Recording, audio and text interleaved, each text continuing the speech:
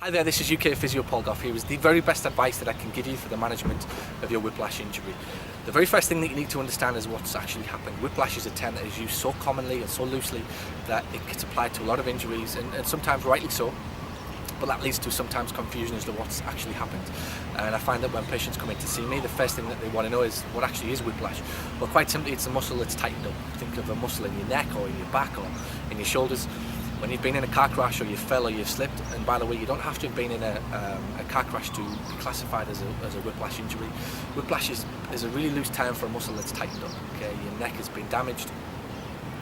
You've been in a car crash, you've been in a shunt, you've slipped, you've fallen, you've twisted. The neck has moved through a range of movement so quickly that these muscles tighten up in an attempt to protect you.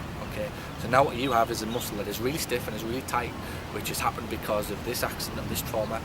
It doesn't want you to get more damage than you need to, so the muscles tighten up to protect the neck from moving any further than it should. And quite simply, that's all whiplash is a muscle that's tightened up. We call it as physios a protective spasm. You'll probably be able to feel a muscle that's really tight, really thick around the shoulder, around the neck area, and that's usually the big giveaway of a whiplash-related injury. The other one is a lack of movement, okay, either from the shoulder or from the neck.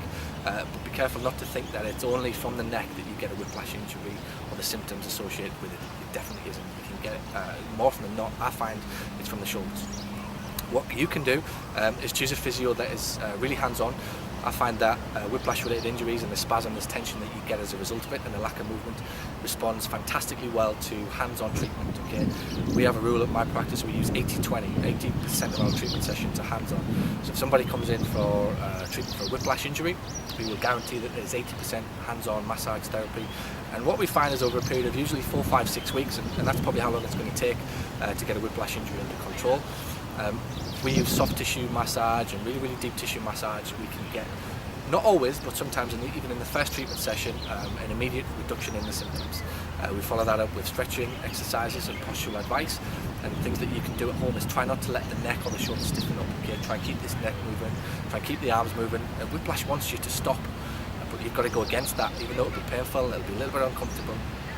The best thing that you can do is keep these muscles and these joints moving. Okay, ice is very good in the initial phase.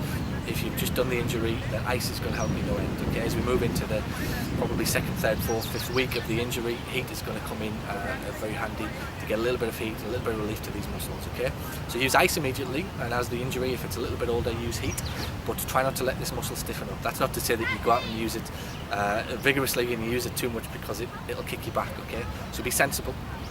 I can give you advice and exercises. Please feel free to get in touch with me. paul@paulgoughphysio.com is my direct email address. We can send you out very quickly an advice sheet and some exercises that you can use in the initial phase of a whiplash injury. Okay, but my number one advice, tip, whatever you want to call it, is get to a physio that is going to be hands-on. 80-20 is the rule that we look for. Massage therapy will help you no end when it comes to a whiplash-related injury. Okay, paul@paulgoughphysio.com. You can get me. I can give you more advice and exercises. And the other thing that's very good, what you might be able to see going on behind me, I'm in Hawaii right now. There's a Pilates class. Pilates is fantastic for whiplash-related injuries because it stretches muscles. Okay, Pilates exercises are fantastic for anything to do with back, neck, and shoulder injuries. Okay, that's my top advice that I can give you for management of a whiplash injury. Thanks for watching. Take care, and I'll speak to you again soon.